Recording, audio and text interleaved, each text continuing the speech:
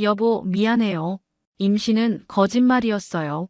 여러분, 지금 들으신 이 말이 한 남자의 인생을 완전히 뒤바꿔 놓았습니다.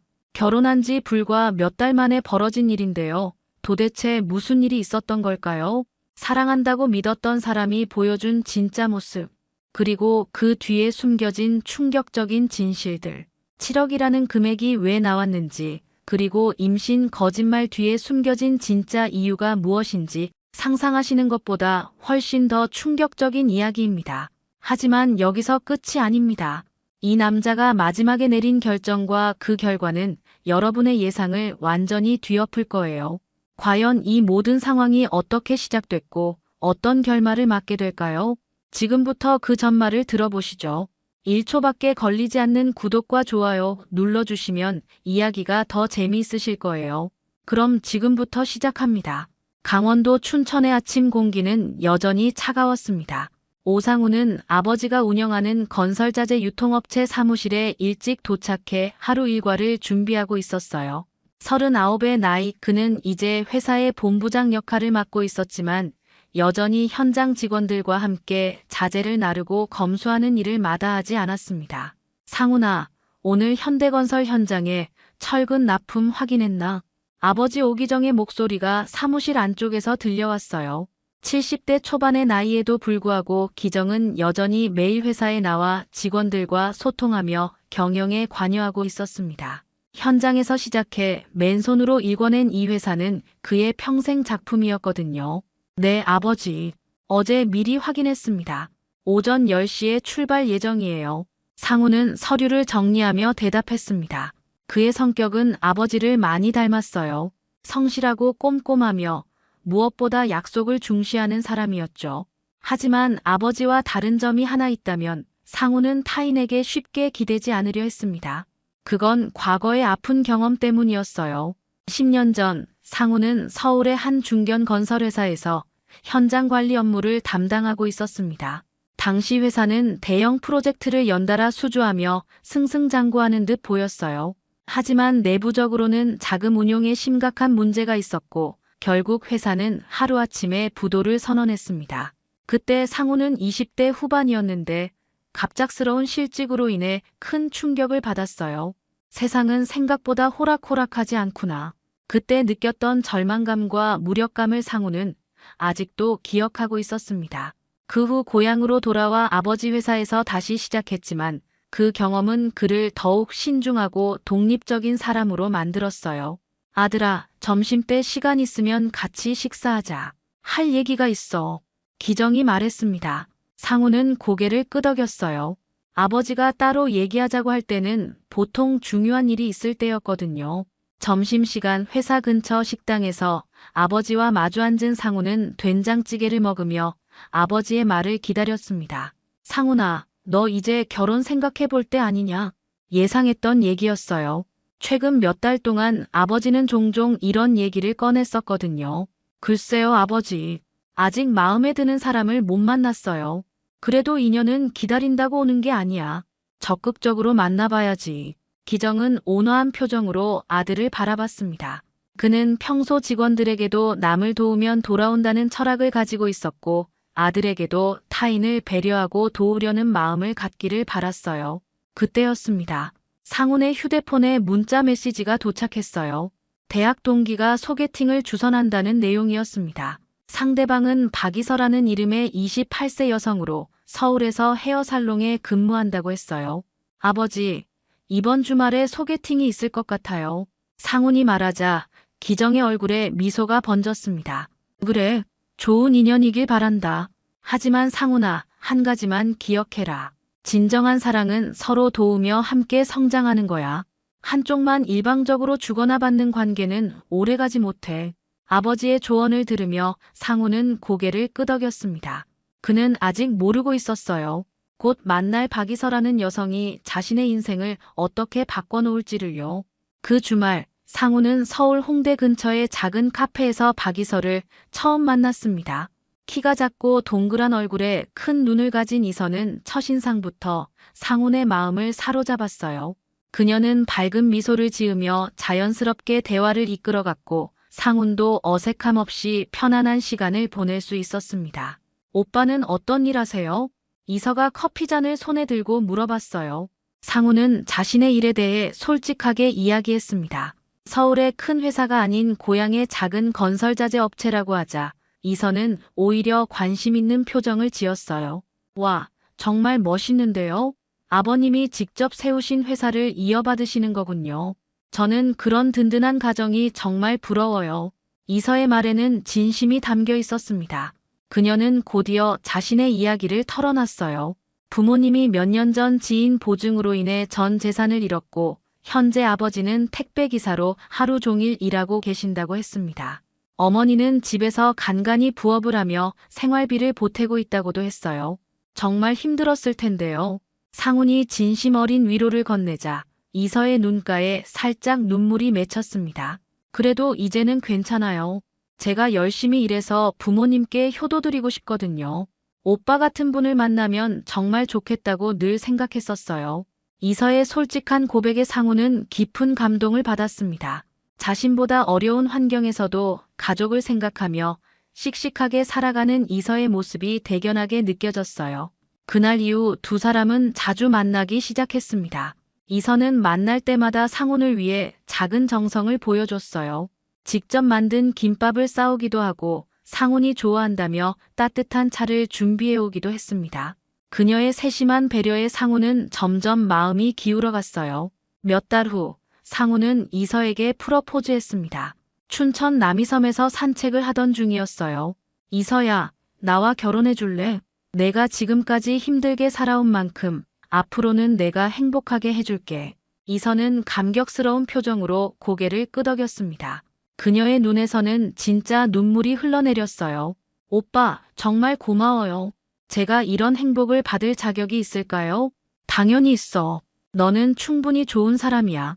상훈의 확신에 찬 대답에 이서는 더욱 감동했습니다. 두 달 후 상견례가 있었어요. 이서의 부모님인 박춘배와 최명심은 상훈 가족을 만나며 조심스러운 모습을 보였습니다. 춘배는 늘 겸손한 자세를 유지했고 명심도 평소보다 차분한 모습이었어요. 사돈어른, 저희 딸 잘 부탁드립니다. 비록 저희가 변변치 못하지만 이서만큼은 정말 착하게 키웠어요. 춘배의 말에 기정은 웃으며 대답했습니다. 아니에요, 사돈어른. 이서씨 정말 좋은 아이더라고요. 우리 상훈이가 좋은 사람 만났다고 생각해요. 상견례는 화기애애한 분위기 속에서 마무리됐습니다. 기정은 신혼집 마련도 지원하겠다고 약속했어요. 춘천 시내의 괜찮은 아파트를 전세로 얻어주겠다는 것이었습니다. 결혼식 준비 과정에서도 이서는 완벽한 예비 며느리였어요. 시댁 어른들께 안부 인사도 자주 드렸고 상훈의 취향을 맞춰 웨딩드레스도 선택했습니다. 화려함보다는 단정함을 추구하는 상훈의 성향을 잘 이해하고 있었거든요. 우리 며느리 정말 괜찮은 것 같아. 기정이 아내에게 말했을 정도였습니다. 모든 것이 순조롭게 진행됐고 상훈은 이서와의 결혼 생활에 대한 기대감으로 가득했어요. 그는 아직 몰랐습니다. 결혼 후 이서와 그녀의 가족들이 보여줄 진짜 모습을요. 하와이 신혼여행에서 돌아온 지 한 달이 지났습니다. 상훈과 이서는 춘천 시내의 깔끔한 아파트에서 신혼생활을 시작했어요. 기정이 마련해준 집은 방 2개에 거실이 넓은 구조로 신혼부부가 살기에는 충분했습니다. 처음 몇 주간은 정말 행복했어요. 이서는 매일 아침 일찍 일어나 상훈의 도시락을 싸주었고 퇴근하면 따뜻한 집밥을 준비해두곤 했습니다. 여보, 오늘 회사는 어땠어요? 이서가 상훈의 넥타이를 풀어주며 물어봤어요. 이런 소소한 일상의 행복이 상훈에게는 큰 기쁨이었습니다. 결혼 전 혼자 살 때는 느낄 수 없었던 따뜻함이었거든요. 하지만 조금씩 변화가 느껴지기 시작했습니다. 이서가 친정 얘기를 자주 꺼내더니 어느 날부터는 주말마다 친정에 가자고 했어요. 처음에는 당연하다고 생각했죠. 결혼한 딸이 부모님을 자주 찾아뵙는 게 뭐가 문제겠습니까? 여보, 이번 주말에도 친정 갈까요? 엄마가 보고 싶다고 하세요. 상훈은 기꺼이 동의했습니다. 장인 어른과 장모님께 인사드리는 것도 사위의 도리라고 생각했거든요. 그런데 이번 친정 방문은 이전과 달랐어요. 평소 온화했던 최명심의 표정에 묘한 기대감이 섞여 있었고 박춘배도 어딘지 어색한 미소를 지었습니다. 식사를 하는 동안 분위기가 점점 이상해졌어요. 사위야, 우리 이서 시집 온 지 이제 한 달 됐지? 춘배가 소주잔을 들며 말했습니다. 네, 장인어른. 덕분에 잘 살고 있습니다. 그래, 그런데 말이야. 지금 사는 집이 좀 작지 않나? 우리 이서가 워낙 깔끔한 성격이라 넓은 곳에서 살았거든. 상우는 당황했어요. 현재 살고 있는 집은 32평 규모로 신혼부부가 살기에는 전혀 부족함이 없었거든요. 아, 그런가요? 저희는 충분하다고 생각했는데. 그때 명심이 끼어들었습니다. 사실 우리가 알아본 게 있어요. 서울 강남 쪽에 새 아파트 분양받을 수 있는 기회가 있다고 하더라고. 전세금이 한 7억 정도 된다는데. 7억이라는 금액에 상우는 깜짝 놀랐습니다. 현재 살고 있는 집의 전세금이 2억인데 갑자기 7억짜리 집을 얘기하다니요. 장모님, 그런데 저희가 지금 집에 만족하고 있어서. 아이고 사위야. 우리 딸 하나밖에 없는데 좋은 데서 살게 해줘야지. 내가 능력 있는 사람이라고 들었는데 이 정도는 할 수 있지 않겠어? 명심의 말투에는 은근한 압박감이 묻어 있었어요. 상우는 이서를 바라봤습니다. 아내가 뭔가 말해주길 기대했는데 이서는 고개를 숙인 채 아무 말도 하지 않았어요. 엄마, 아빠, 너무 성급하신 것 같은데요. 상훈이 조심스럽게 말했지만 춘배는 이미 술이 얼큰하게 올라 있었습니다. 성급하긴 뭐가 성급해? 우리 딸 시집 보내면서 이것도 못 해주겠다는 거야? 다른 집 사위들은 다 해주던데. 순간 상우는 말문이 막혔습니다. 이런 상황을 전혀 예상하지 못했거든요.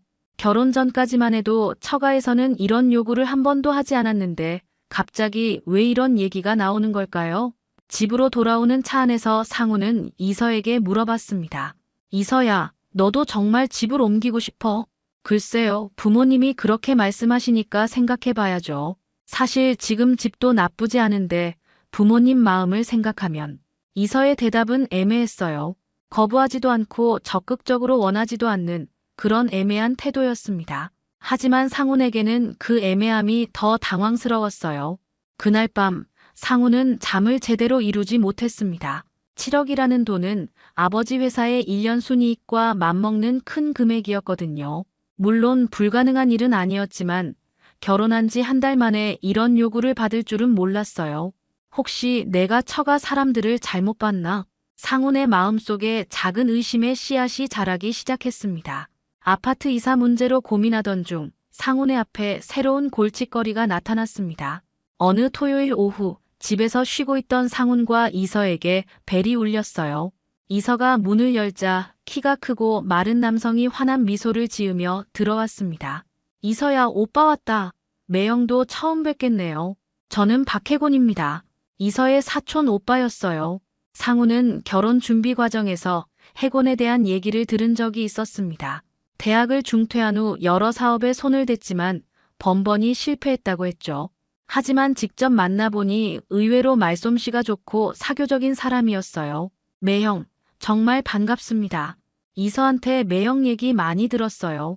건설자재 사업 하신다고 들었는데 정말 전망 좋은 사업이죠. 혜곤은 자연스럽게 거실 소파에 앉으며 이야기를 이어갔습니다. 처음에는 일상적인 대화였어요. 회사 일이나 요즘 경기 얘기 같은 것들 말입니다. 하지만 시간이 지날수록 혜곤의 진짜 목적이 드러나기 시작했어요. 매형, 사실 제가 요즘 정말 좋은 사업 아이템을 발견했거든요. 온라인 쇼핑몰인데 특히 건설 관련 자재를 전문으로 하는 플랫폼이에요. 매형 같은 분이 투자하시면 정말 대박 날 것 같은데요. 상훈은 조심스럽게 물어봤습니다. 구체적으로 어떤 사업인가요? 아, 매형도 아시잖아요. 요즘 모든 게 온라인으로 가고 있는 추세죠. 건설 자재도 마찬가지예요. 저희가 온라인 플랫폼을 만들어서 전국의 건설업체들이 쉽게 자재를 주문할 수 있게 하는 거죠. 초기 투자금만 있으면 바로 시작할 수 있어요. 혜곤의 설명을 들으면서 상훈은 여러 의문점을 느꼈습니다. 온라인 쇼핑몰이라는 건 이미 많은 업체들이 시도하고 있는 분야였고 성공하기 위해서는 상당한 자본과 전문성이 필요했거든요. 투자금이 얼마나 필요한가요? 일단 5천만 원 정도면 시작할 수 있을 것 같아요. 매형 같은 분한테는 큰 돈도 아니잖아요. 5천만 원. 상훈에게도 결코 작은 돈이 아니었습니다. 더구나 해곤의 과거 사업 실패 이력을 생각하면 더욱 신중해야 할 문제였어요. 좀 더 구체적인 사업 계획서 같은 걸 봐야 할 것 같은데요. 상훈이 신중한 반응을 보이자 해곤의 표정이 살짝 어두워졌습니다. 매형, 기회는 기다려주지 않아요. 다른 투자자들도 관심 보이고 있는데 너무 늦으면 놓칠 수도 있어요. 이서야, 너도 매형한테 말해봐. 우리 가족인데 이 정도는. 해곤이 이서를 쳐다보며 말했어요. 이서는 난처한 표정을 지었지만 결국 상훈을 향해 말했습니다. 여보, 오빠 말도 일리가 있는 것 같은데 우리 가족이니까 한번 도와주면 어떨까요? 상훈은 당황스러웠어요. 결혼한 지 2달도 안 된 상황에서 처가 쪽에서 연달아 큰 돈이 드는 요구를 하는 게 이해가 되지 않았거든요. 이서야, 이런 건 좀 더 신중하게 생각해 봐야 하지 않을까? 매형, 가족 사이에 뭘 그렇게 복잡하게 생각해요? 저도 나중에 성공하면 당연히 갚을 거고요. 해곤의 말에는 은근한 압박감이 묻어 있었어요. 마치 거절하면 가족관계에 문제가 생길 것처럼 말하는 투였습니다. 결국 상훈은 좀 더 생각해 보겠다고 애매하게 대답했어요. 해곤은 아쉬운 표정을 지었지만 더 이상 강요하지는 않았습니다. 해곤이 떠난 후 상훈과 이서 사이에는 미묘한 긴장감이 흘렀어요. 여보, 왜 그렇게 차갑게 대했어요? 우리 오빠인데. 이서야, 5천만 원이 작은 돈이 아니야. 더구나 사업이라는 게 위험한 거잖아. 그래도 가족이니까 믿고 도와주는 거 아니에요? 당신도 어려울 때 도움받은 적 있잖아요. 이서의 말에 상훈은 할 말을 잃었습니다. 그녀가 말하는 것처럼 상훈도 과거 아버지의 도움을 받아 지금의 자리에 있었거든요. 하지만 그것과 이 상황은 다른 문제라고 생각했어요. 며칠 후 이서의 절친인 윤다희가 집에 놀러 왔습니다. 다희는 상훈보다 2살 많은 여성으로 약삭 빠르고 직설적인 성격이었어요. 상훈과는 몇 번 만난 적이 있었는데 항상 어딘지 불편한 시선으로 바라보는 것 같았습니다. 오빠, 이서 정말 복 많이 받았네요. 이렇게 좋은 남편 만나서. 다희가 상훈을 보며 말했어요. 하지만 그 말투에는 진심보다는 계산이 담겨 있는 것 같았습니다. 저녁 식사 후 다희는 상훈에게 따로 말을 걸었어요. 오빠, 혹시 재테크에 관심 있으세요? 요즘 정말 좋은 투자 상품들이 많이 나와 있는데. 상훈은 경계심을 느꼈습니다. 이서의 사촌 오빠에 이어 친구까지 돈 얘기를 꺼내는 게 우연일까요? 별로 관심 없어요. 아, 그래요? 그런데 이서한테는 더 좋은 걸 해줄 수 있는 남자가 필요한 것 같은데 이서 원래 꿈이 컸거든요. 다희의 말에 상훈은 충격을 받았습니다. 무슨 의미인지 명확하지는 않았지만 분명히 좋은 뜻은 아니었어요. 다희가 떠난 후 며칠 동안 상훈의 마음은 복잡했습니다. 아내의 친구가 던진 말들이 계속 머릿속을 맴돌았어요. 이서한테는 더 좋은 걸 해줄 수 있는 남자가 필요하다는 그 말이 무슨 의미인지 점점 명확해지고 있었습니다. 설상가상으로 해고는 며칠 후 또다시 찾아왔어요. 이번에는 더욱 구체적인 사업 제안서를 들고 왔다며 상훈을 설득하려 했습니다. 매형, 제가 정말 열심히 준비했어요. 이거 보세요. 해곤이 내민 서류는 겉보기에는 그럴듯해 보였지만 상훈이 자세히 살펴보니 허점이 많았어요. 시장 분석도 부실했고 수익 구조도 비현실적이었습니다. 해곤 씨, 죄송하지만 이 사업에는 투자하기 어려울 것 같아요. 상훈이 단호하게 말하자 해곤의 얼굴이 순간 일그러졌습니다. 매형, 정말 그러시는 거예요? 가족인데 이 정도도 못 도와주시겠다는 거죠? 가족이라고 해서 무조건 도와야 하는 건 아니라고 생각해요. 더구나 이런 큰 돈이 관련된 일은. 그때 이서가 끼어들었어요. 여보, 왜 그렇게 매정하게 말해요? 우리 오빠가 얼마나 힘들게 사업 준비했는데. 이서야, 이건 감정의 문제가 아니라 현실의 문제야. 5천만 원이 어디서 하늘에서 떨어지는 돈이니? 상훈의 목소리가 조금 높아졌어요. 결혼 후 처음으로 이서에게 강하게 말하는 것이었습니다. 그럼 당신은 우리 가족을 돕고 싶은 마음이 전혀 없다는 거네요. 이서의 말에 상훈은 깊은 실망감을 느꼈습니다. 언제부터인가 이서는 우리가 아닌 우리 가족과 당신으로 구분해서 말하고 있었거든요. 그 일주일 후 더 큰 폭탄이 터졌습니다. 최명심이 직접 상훈에게 전화를 걸어온 것이었어요. 사위야, 시간 있을 때 한번 만날 수 있을까? 중요한 얘기가 있어서. 상우는 불안한 마음으로 장모를 만났습니다. 춘천 시내의 한 카페에서 만난 명심은 평소와 달리 진지한 표정이었어요. 사위야, 우리 이서가 요즘 많이 힘들어해. 결혼하고 나서 기대했던 것과 너무 다르다고. 무슨 말씀이세요? 솔직히 말하면 우리가 이서 결혼시킬 때 좀 더 나은 환경을 기대했거든. 지금 사는 집도 좁고 생활비도 빠듯하고. 명심의 말을 들으며 상우는 어이가 없었어요. 현재 이서는 일을 하지 않고 있었고 생활비는 모두 상훈이 되고 있었거든요. 빠듯하다는 말이 이해되지 않았습니다. 장모님, 저희가 특별히 부족한 게 있나요? 부족하긴 다른 집 사위들은 차도 사주고 명품백도 사주고 그런다던데. 우리 이서는 결혼하고 나서 새로 산 게 뭐가 있어? 상우는 할 말을 잃었어요. 이서는 결혼 후 헤어살롱을 그만두고 집에서 쉬고 있었는데 왜 갑자기 명품이나 비싼 선물을 요구하는 걸까요? 그리고 말이야, 집도 이제 좀 넓은 데로 옮겨야 하지 않겠니? 우리 이서가 원래 넓은 곳에서 살던 애라. 또다시 집 얘기였어요. 상우는 더 이상 참을 수 없었습니다. 장모님, 죄송하지만 지금 하시는 말씀들이 이해가 안 됩니다. 저희가 부족한 게 뭐가 있나요? 부족한 게 뭐가 있냐고. 이서가 친구들한테 창피하다고 그러더라. 다른 집 신혼부부들은 강남의 신축 아파트에서 사는데 우리 이서만 춘천 구석에서. 명심의 말에 상우는 완전히 실망했어요. 결혼할 때는 고마워했던 사람들이 이제는 당연하다는 듯이 더 많은 걸 요구하고 있었습니다. 그날 밤 상우는 이서와 진지한 대화를 나눴어요. 이서야, 정말 지금 우리 생활이 불만이야? 글쎄요, 만족하냐고 하면 그것도 아니고 다른 사람들은 더 좋은 환경에서 사는데 우리만 이렇게 살아야 하나 싶기도 하고요. 이서의 솔직한 대답에 상우는 큰 충격을 받았습니다. 결혼 전 어려운 환경에서도 밝게 살던 이서는 어디 가고 지금 앞에 있는 사람은 누구일까요? 그럼 앞으로 어떻게 하고 싶은데? 일단 집부터 옮겨야죠. 그리고 차도 바꾸고 제 친구들이 보기에 부끄럽지 않을 정도로는 살아야 하지 않을까요? 상우는 더 이상 대화를 이어갈 수 없었어요. 결혼한 지 3달 만에 아내가 완전히 다른 사람이 된 것 같았습니다. 그 다음 날 상우는 결심했어요. 아버지를 찾아가 모든 상황을 털어놨습니다. 아버지, 저 이 결혼 잘못한 것 같아요. 기정은 아들의 말을 끝까지 들은 후 한숨을 쉬었습니다. 상훈아, 이제야 정신 차렸구나. 처음부터 뭔가 이상하다고 생각했어. 이혼하려고 해요. 상훈의 말에 기정은 고개를 끄덕였어요.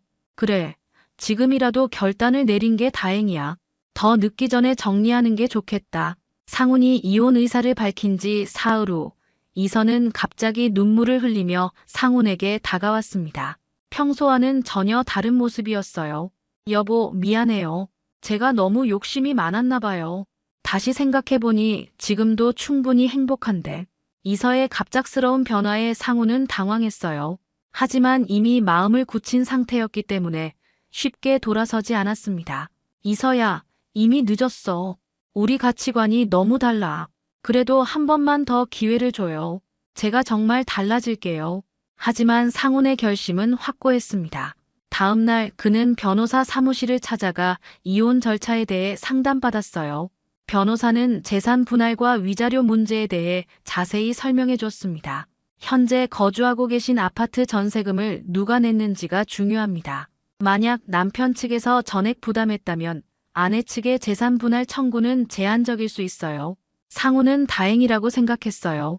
신혼집 전세금은 아버지가 전액 지원해줬고 이서의 명의로 된 재산은 거의 없었거든요. 일주일 후 상우는 이서에게 정식으로 이혼 협의서를 건넸습니다.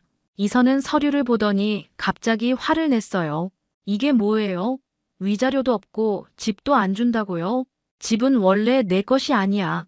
아버지가 우리를 위해 마련해 주신 거고 명의도 아버지 이름으로 되어 있어. 그래도 결혼했는데 결혼한 지 몇 달 됐다고 아무것도 안 주고 쫓아내려는 거예요? 이서의 목소리가 점점 높아졌어요. 상우는 차분하게 대답했습니다. 위자료는 잘못한 쪽에서 주는 거야. 우리 이혼 사유를 생각해봐. 잘못한 게 뭐가 있어요? 저는 그냥 더 나은 생활을 원했을 뿐이에요. 이서의 말에 상우는 한숨을 쉬었어요. 끝까지 자신의 잘못을 인정하지 않는 모습에 실망감만 더해졌습니다. 이혼 조정 신청을 한 지 며칠 후 이서가 갑자기 충격적인 소식을 전해왔어요. 여보, 저 임신한 것 같아요. 상우는 깜짝 놀랐습니다. 이혼 절차를 진행하는 중에 임신이라니요. 정말이야? 병원에서 확인했어. 아직 병원은 안 갔는데 생리가 늦어지고 입덧 증상도 있어서. 이서의 말에 상우는 복잡한 심정이 됐어요. 만약 정말 임신이라면 이혼 문제가 훨씬 복잡해질 것이었거든요. 그럼 내일 같이 병원 가자. 정확히 확인해 봐야지. 아니에요. 아직 너무 이른 것 같아서 좀 더 기다려봐요. 이서가 병원 가는 걸 미루자 상우는 의심스러웠어요. 보통 임신을 의심하면 빨리 확인해보고 싶어 하는 게 당연한데 왜 미루려는 걸까요? 이서야, 임신이 사실이라면 우리 상황이 많이 달라져. 정확히 확인하는 게 좋겠어. 제가 제 몸인데 제가 더 잘 알죠. 확실해지면 말할게요. 며칠이 지나도 이서는 병원에 가려 하지 않았어요. 그 대신 계속해서 임신했으니까 이혼은 잠시 미뤄달라고 요구했습니다. 여보, 아이가 있는 상황에서 이혼하면 아이한테 너무 미안하지 않아요? 다시 한번 생각해봐요. 상훈도 아이 때문에 고민이 깊어졌어요. 만약 정말 임신이라면 무작정 이혼을 밀어붙일 수는 없었거든요. 하지만 일주일이 지나도 이서는 여전히 병원에 가지 않았어요. 상훈이 계속 재촉하자 이서는 화를 냈습니다. 왜 자꾸 병원 가라고 그래요? 절 믿지 못하는 거예요? 믿고 안 믿고의 문제가 아니라 임신이면 산모 수첩도 만들어야 하고 정기검진도 받아야 하잖아. 아직 너무 이른데 뭘 그렇게 서둘러요? 결국 상우는 혼자 산부인과에 가서 의사에게 물어봤어요. 보통 임신을 의심하면 언제쯤 확인이 가능한가요? 마지막 생리일로부터 4, 5주 정도면 임신 테스트기로도 확인이 가능하고 병원에서는 더 정확하게 알 수 있습니다. 의사의 말을 듣고 상우는 확신했어요. 이서가 임신을 주장한 지 벌써 3주가 지났는데 아직도 병원에 가지 않는다는 건 뭔가 이상했거든요. 그날 저녁 상우는 이서에게 단호하게 말했습니다. 이서야, 내일 무조건 같이 병원 가자. 아니면 집에 있는 임신 테스트기라도 써보자. 왜 자꾸 그래요? 제가 거짓말한다고 생각하는 거예요? 이서의 격한 반응에 상훈의 의심은 확신으로 바뀌었어요. 그럼 지금 당장 테스트해봐. 약국에서 사올게. 싫어요. 왜 자꾸 강요해요? 결국 며칠 후 이서는 울면서 진실을 털어놨습니다. 여보, 미안해요. 임신은 거짓말이었어요. 상훈은 충격을 받았지만 한편으로는 예상했던 일이기도 했어요. 왜 그런 거짓말을 했어? 이혼을 막고 싶어서. 정말 미안해요. 그 순간 상훈은 깨달았습니다. 진짜 이 정도까지였구나. 더 이상 망설일 이유가 없었어요. 이서는 이혼을 막기 위해 임신까지 거짓말할 정도로 절박했지만 정작 자신의 잘못은 인정하지 않고 있었습니다. 이서야, 이제 정말 끝이야. 더 이상 후회하지 않을게. 상훈은 다음날 변호사에게 연락해 이혼 소송을 정식으로 진행하기로 했어요. 협의 이혼은 불가능해 보였고 법정에서 철저히 대응하기로 결심했습니다. 이혼 소송이 시작된 후 2달간의 법정 공방은 상훈에게 많은 것을 깨닫게 해주었습니다. 이서 측에서는 변호사를 선임해 적극적으로 재산 분할과 위자료를 요구했어요. 하지만 상훈의 변호사가 준비한 증거들은 확실했습니다. 재판장님, 피고 측에서 지속적으로 경제적 요구를 했던 증거가 여기 있습니다. 상훈의 변호사가 제출한 자료에는 카카오톡 대화 내용, 통화 녹음, 그리고 증인들의 진술서가 포함되어 있었어요. 특히 이서가 친구 다희와 나눈 대화 내용들이 결정적이었습니다. 더 받을 수 있어. 이서한테는 더 좋은 걸 해줄 수 있는 남자가 필요해와 같은 대화들이 법정에서 공개되자 이서의 얼굴은 창백해졌어요. 이서 측 변호사는 신혼 초기에 당연한 기대였다고 주장했지만 판사는 냉정했습니다. 결혼 생활 중 일방적인 경제적 요구와 기만 행위가 반복되었고 특히 임신 허위 신고는 매우 중대한 문제로 보입니다. 재판이 진행되는 동안 상훈은 이서의 가족들과도 몇 차례 마주쳤어요. 최명심과 박춘배는 법정에서 상훈을 원망스러운 눈빛으로 바라봤지만 더 이상 경제적 요구를 할 수는 없었습니다. 사실이 모두 드러났거든요. 해고는 재판 과정에서 상훈에게 접근해 마지막 한 번 더 투자를 부탁하려 했어요. 매형, 법정에서 이렇게 만나게 되어 죄송합니다. 그래도 가족이었는데. 해곤 씨, 이제 가족이 아닙니다. 앞으로 연락하지 마세요. 상훈의 단호한 태도에 해곤은 더 이상 말을 걸지 못했어요. 윤다희는 재판이 시작되자 아예 연락을 끊어버렸습니다. 이서가 도움을 요청해도 요즘 너무 바빠서라며 피했어요. 결국 이서는 혼자서 이 모든 상황을 감당해야 했습니다. 재판부는 3개월 만에 판결을 내렸어요. 원고의 이혼 청구를 인용합니다. 피고의 재산 분할 청구는 기각하며 오히려 피고는 원고에게 위자료 1천만 원을 지급하라고 명합니다. 법정에서 판결을 들은 이서는 그 자리에서 주저앉았어요. 위자료를 받기는커녕 오히려 지급해야 하는 상황이 된 것이었습니다. 재판장님, 저에게는 그럴 능력이 없습니다. 이서가 울면서 항변했지만 판사는 냉정했습니다. 그것은 피고가 해결해야 할 문제입니다. 이혼이 확정된 후 상훈은 신혼집에서 이사를 준비했어요. 이서는 위자료를 마련하기 위해 급하게 일자리를 찾아야 했습니다. 결혼 전 다니던 헤어살롱은 이미 다른 사람이 채워져 있었고 결국 여러 아르바이트를 병행하게 됐어요. 낮에는 카페에서 일하고 저녁에는 편의점 야간 알바를 했습니다. 주말에는 이벤트 알바까지 뛰어야 했어요. 한 달에 150만 원 정도를 벌어 위자료를 분할 납부하기로 했지만 생활비를 제외하면 매달 20만 원씩밖에 갚을 수 없었습니다. 이서는 친정으로 돌아갔지만 그곳에서의 생활도 편하지 않았어요.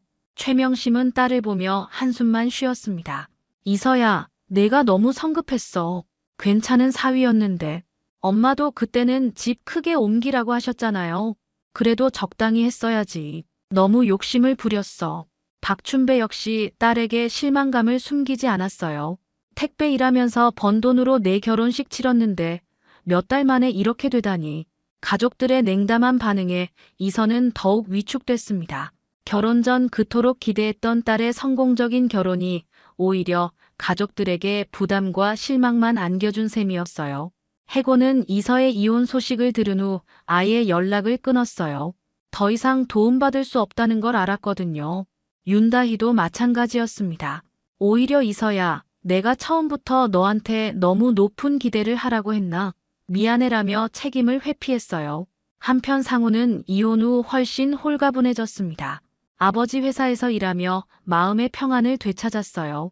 더 이상 처가의 끝없는 요구를 걱정할 필요가 없었고 자신의 가치관대로 살아갈 수 있었습니다. 아들아, 어떠니? 후회는 안 하고. 기정이 물어보자 상훈은 확신에 찬 목소리로 대답했어요. 전혀요, 아버지. 오히려 이제야 제대로 숨을 쉬는 것 같아요. 그래, 잘했어.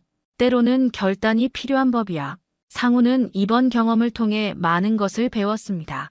단순히 어려운 상황에 있는 사람을 도와주는 것과 끝없는 요구를 들어주는 것은 전혀 다른 일이라는 것을요. 그리고 진정한 사랑은 서로의 가치관이 맞아야 가능하다는 것도 깨달았습니다. 몇 달 후 상훈은 우연히 이서를 마주쳤어요. 편의점에서 야간 근무를 하고 있는 이서의 모습은 많이 변해 있었습니다. 화장기 없는 얼굴에 피로가 역력했어요. 상훈 오빠.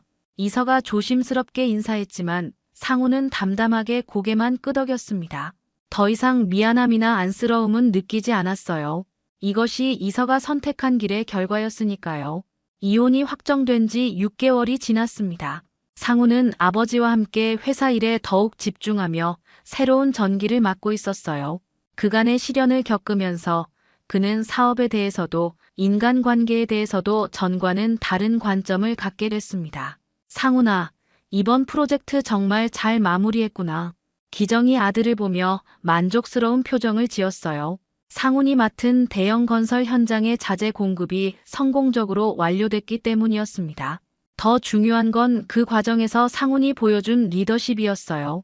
아버지, 이번에 정말 많이 배웠습니다. 단순히 자재를 파는 게 아니라 신뢰를 쌓는 일이라는 걸 깨달았어요.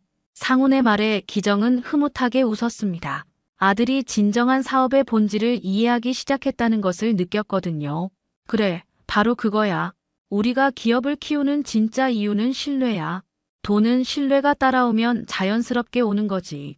두 사람은 회사 옥상에서 춘천 시내를 내려다보며 대화를 이어갔어요. 기정은 아들이 결혼 실패의 상처를 딛고 더 성숙한 사람으로 성장한 모습이 자랑스러웠습니다. 상훈아, 내가 이번에 겪은 일이 쉽지 않았을 텐데 잘 극복했어. 아버지 덕분이죠. 그때 아버지가 단호하게 조언해주지 않았다면 더 큰 상처를 받았을 거예요. 상훈은 진심으로 고마워했어요. 아버지의 남을 도우면 돌아온다는 철학이 무분별한 베풀물 의미하지 않는다는 것을 이제야 제대로 이해했습니다. 며칠 후 상훈은 회사에서 흥미로운 사람을 만났어요. 신입 직원으로 들어온 김민서라는 여성이었습니다. 28살의 민서는 건축학과를 졸업하고 설계사무소에서 3년간 일한 경력이 있었어요. 집안 사정으로 고향으로 내려와 새 출발을 하려는 중이었습니다. 부장님, 자재 발주 시스템을 좀 더 효율적으로 개선할 수 있을 것 같은데요. 민서의 제안을 들으며 상훈은 감탄했어요. 단순히 일자리가 필요해서 온 게 아니라 정말로 회사 발전에 기여하고 싶어하는 마음이 느껴졌거든요. 좋은 아이디어네요. 구체적으로 어떻게 하면 될까요? 현재 수기로 관리하는 부분들을 디지털화하고 재고 관리도 실시간으로 할 수 있게 하면 효율성이 많이 높아질 거예요. 민서의 제안을 듣고 상훈은 새로운 가능성을 보았습니다. 과거 해곤이 제안했던 허황된 온라인 사업과는 차원이 다른 실질적이고 구체적인 개선안이었어요. 민서 씨, 이 프로젝트를 맡아서 진행해 보실래요? 필요한 지원은 제가 해드릴게요. 정말요? 감사합니다. 민서의 밝은 반응을 보며 상훈은 뿌듯했어요. 이번에는 진짜 가치 있는 일에 투자하는 것이었습니다. 프로젝트가 진행되면서 상훈과 민서는 자주 대화하게 됐어요. 민서는 이서와는 완전히 달랐습니다. 스스로 문제를 해결하려 노력했고 도움을 요청할 때도 구체적이고 합리적이었어요. 부장님, 제가 이 일을 맡게 돼서 정말 감사해요. 다른 회사 면접에서는 경력 단절을 문제 삼더라고요. 아니에요. 능력 있는 사람은 언제든 기회가 있어야죠. 상훈의 말에 민서는 환하게 웃었어요. 그 웃음에서 상훈은 순수한 고마움을 느꼈습니다. 계산이나 목적이 없는 진짜 감사의 마음이었거든요. 어느 날 저녁 상훈은 아버지와 함께 퇴근길에 대화를 나눴어요. 아버지, 제가 이번에 깨달은 게 있어요. 뭔데? 가난은 죄가 아니지만 양심 없는 요구는 죄라는 거예요. 기정은 아들의 말에 크게 고개를 끄덕였습니다. 맞아. 어려운 상황에 있는 사람을 도와주는 건 좋은 일이야. 하지만 그걸 이용해서 무리한 요구를 하는 건 전혀 다른 문제지. 이서도 처음에는 정말 어려웠을 거예요. 하지만 결혼 후에 보여준 모습들은 그냥 욕심이었죠. 상훈은 이제 이서에 대한 원망이나 후회는 없었어요. 오히려 그 경험 덕분에 진짜 중요한 가치들을 깨달을 수 있었다고 생각했습니다. 몇 달 후 민서가 주도한 시스템 개선 프로젝트가 성공적으로 완료됐어요. 회사의 업무 효율성이 크게 향상됐고 다른 업체들에서도 벤치마킹을 요청할 정도였습니다. 민서 씨, 정말 대단해요. 이런 성과를 낼 줄 몰랐어요. 부장님이 믿고 맡겨주셔서 가능했어요. 앞으로도 더 열심히 하겠습니다. 민서의 겸손한 태도를 보며 상훈은 진정한 파트너십이 무엇인지 깨달았어요. 서로를 이용하는 관계가 아니라 함께 성장하는 관계 말입니다. 그날 밤 상훈은 일기를 썼어요. 오랜만에 하는 일기였습니다. 과거의 실패가 오히려 나를 더 강하게 만들어줬다. 이제는 누가 진짜 함께할 가치가 있는 사람인지 구별할 수 있게 됐고 무엇이 진정으로 소중한 것인지도 안다. 다시 도전하고 싶다면 인생은 언제든 새로 시작할 수 있다는 것도 배웠다. 상훈은 창밖을 바라보며 미소를 지었어요. 앞으로의 인생이 기대됐습니다. 이번에는 정말로 진정한 가치를 아는 사람과 함께 새로운 출발을 할 수 있을 것 같았거든요. 오늘 이야기 어떠셨나요? 구독과 좋아요는 이미 하셨을 테니 시청자님의 의견을 댓글로 달아주세요. 항상 건강하시고 행복하세요.